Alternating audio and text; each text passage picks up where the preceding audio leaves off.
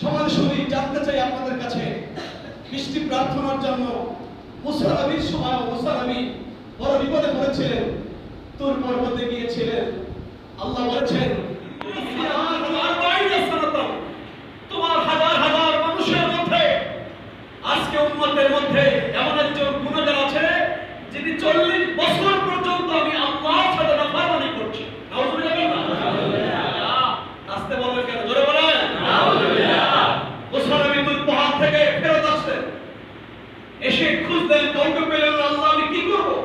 আল্লাহ বলছেন তুমি আমার ঘোষণা জানিয়ে দাও যে আইয়ুহাল আব্দুল আসি আল্লাযী ইউবারিজুল্লাহু বিল মাআসি মুনযু 40 সানাতান উখরুজ মিন বাইনি ইয়াদখুলিনা ক্বাবলা মানা'নাল মাতার। মুসা নবী জানিয়ে দিলেন যে এই আমার উম্মতের মধ্যে আজকে যারা বসা আছো, বৃষ্টির জন্য দোয়া করছো খোলা মাঠে, তোমাদের মধ্যে যিনি 40 বছর পর্যন্ত একজন ব্যক্তি গুনাহ করছো, ফিকা মুনিনাল মাতার, তোমার কারণে আজকে আসমান থেকে বৃষ্টি বন্ধ হয়ে গেছে, অতএব তুমি এই মজলিস থেকে সরে যাও, সরে যাও। মুসা নবী বলছেন আল্লাহ আমি বলতে পারি, এতগুলো মানুষ কিভাবে শুনবে?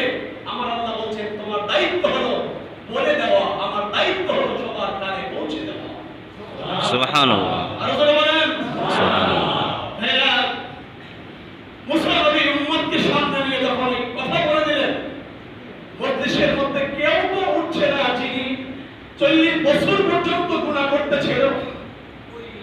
মুসা নবীকে আল্লাহ বলছেন এই মানুষটা না চলে গেলে আসমান থেকে রহমতের বৃষ্টি আসবে না।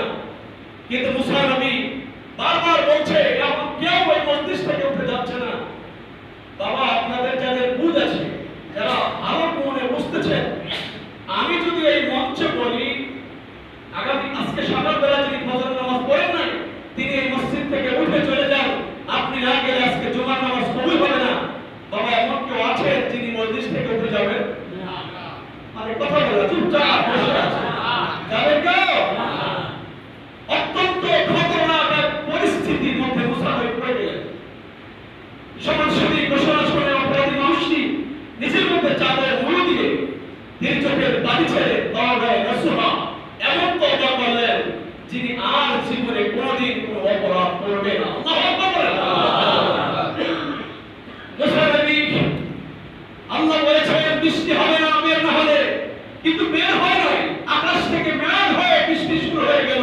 মুসা চিন্তায় পড়ে গেল, মুসা চিন্তায় পড়ে গেল, আল্লাহ আমার কওমের মানুষগুলো ধরে বসে, তুমি নবী তো মিথ্যাবাদী, আল্লাহ কি বলেছে আর আসমান থেকে কি ফয়সালা হয়েছে, আল্লাহর সঙ্গে যদি নবীর কোনো যোগাযোগ না থাকে পৃথিবীতে কেউ আমাকে নবী হিসেবে মানবে না।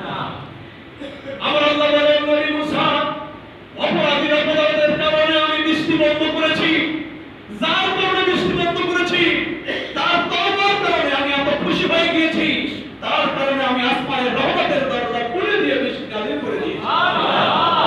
আর বলে বলেন সুবহানাল্লাহ। ভাইরা, তিনি তওবা করেছিলেন, এই তওবাকে বলা হয় তওবায়ে নসুহা। কি বলা হয়?